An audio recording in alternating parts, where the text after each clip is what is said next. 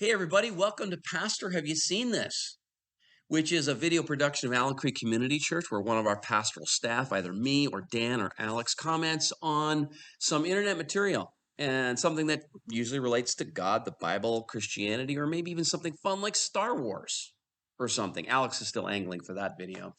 But in the meantime, you might have something you'd like to send in. Feel free to do it to social@ac3.org, and we will be happy to comment on that. And then you just get our Christian worldview take on whatever's hot and in the news or making its round on the TikTok.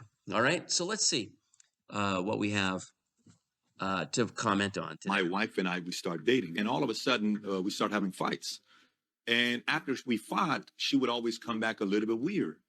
I'm like, huh, interesting. I said, so let me ask you a question. She said, what's that? I said, say we're married. She said, we have a terrible fight. Who are the 5 people you're going to call? So she gives me the names. I said, okay. I said, you call these 5 people, guess who they're going to defend? She said, who? I said, you. I said, let me tell you who my 5 are. My dad, Dudley, Bill, and I gave the 5 minutes. I said, if I call these guys, guess who they're defending? You. I said, in order for marriage to work, the 5 people I call when I'm pissed off, they have to defend you. Yeah.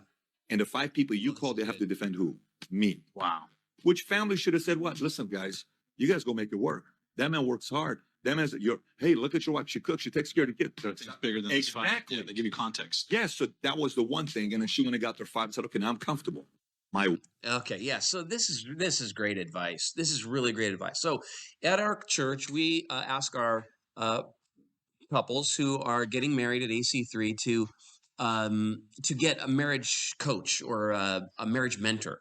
And the reason why we do that is for this very reason, so that the couple always feels like they've got support around them. And just like this guy, who I think he's a pretty prolific blogger, and you're going to get into trouble in your marriage, and you need support from the outside. Now, the question is, what kind of support are you going to get?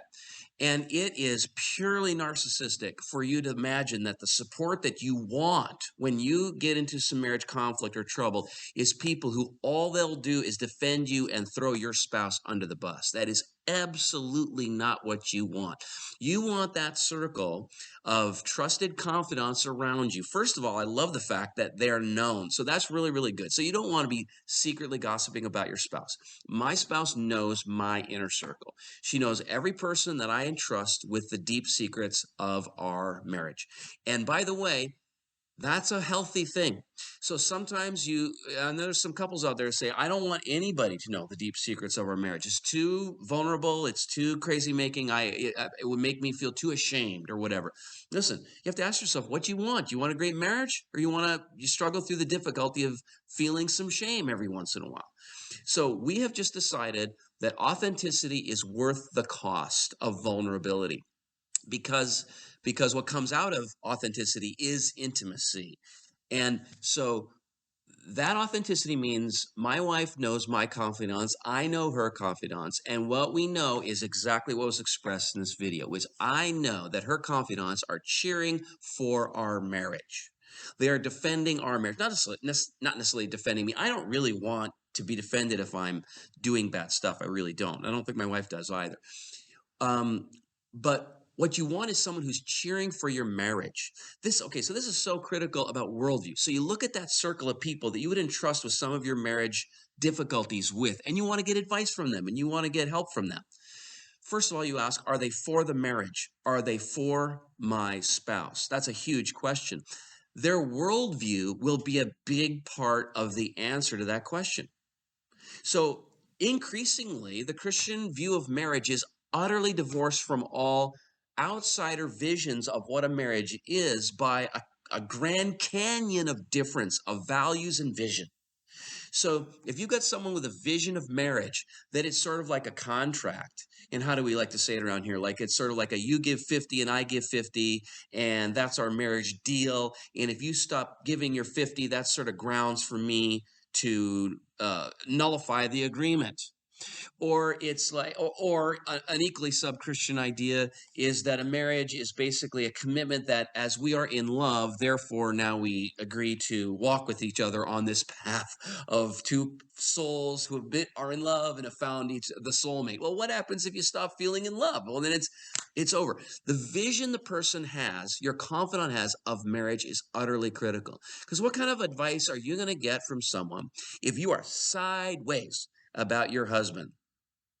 And I can tell you, I've put my wife sideways a bunch. And imagine you're sideways about your husband and you're venting to people who love you. They trust you. They support you. They don't want to see you sad. And now you have a vision that a marriage is just a pure 50-50 contract, or it's a contract that is built on the foundation, the utterly jello-like foundation of my feelings of being in love. Okay. Now you're mad, you're pissed, you are not feeling in love, and you have some legitimate gripes about your spouse. And what's that friend going to do? That friend who has that vision of marriage, that's from their non-Christian, let's say, worldview.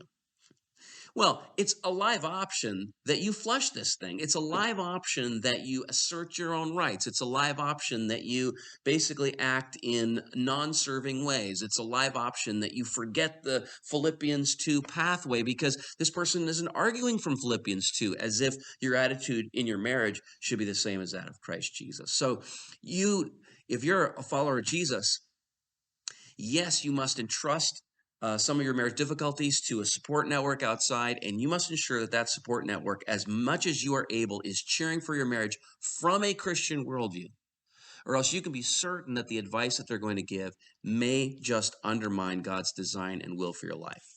So great advice. No marriage can carry all of the intimacy needs and carry out all of its conflict resolution from within.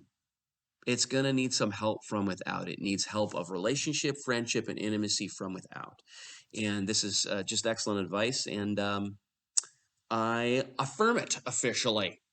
And that is my thought on this particular video. So you got my take, my hot take on this marriage issue. So if you got something else, hey, you want to send to us, I'd be happy to give you another hot take made up right on the spot, right here on Pastor, Have You Seen This? Send it to social@ac3.org.